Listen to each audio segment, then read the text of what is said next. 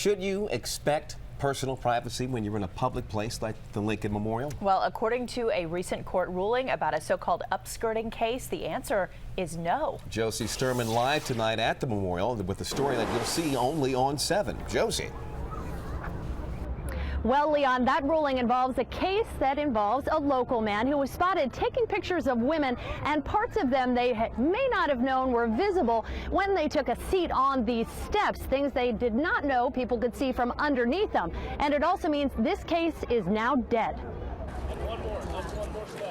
You'll find plenty of people posing for pictures at the Lincoln Memorial, but not everyone being photographed here was aware they'd been captured on film. Oh, absolutely crosses the line. I mean, no doubt about it. Tourists like Fletcher Perry reacting to a case involving a Virginia man accused of taking private photos at this iconic landmark.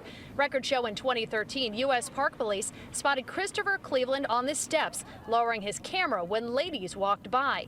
They later found he had a collection of so-called upskirt pictures taken from this spot. He should be held accountable for his actions. But thanks to a recent ruling, that's not happening. The U.S. Attorney's Office recently had to dismiss the case after a judge ruled it couldn't use the evidence. That's because Judge Juliet McKenna said the court finds that no individual clothed and positioned in such a manner in a public area in broad daylight in the presence of countless other individuals could have a reasonable expectation of privacy. If she knew he took pictures, he was purposefully taking advantage, that's the step over the line. Judge McKenna said Cleveland intentionally photographing publicly exposed areas of women's bodies was repellent and disturbing in her ruling, but said his actions weren't enough to arrest him. I mean, if he's like purposely trying to look at you, and is he taking pictures of it? Taking pictures, I don't think that's right.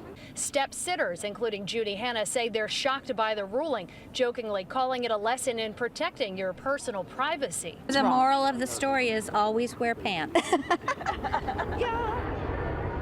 That is a sad statement, but we did not hear back from Cleveland or his attorney today. The U.S. Attorney's Office did not want to comment. Just about 30 seconds ago, we got a statement from the D.C. court speaking on behalf of the judge who cannot comment. They said that this is not an upskirt case as defined by the law.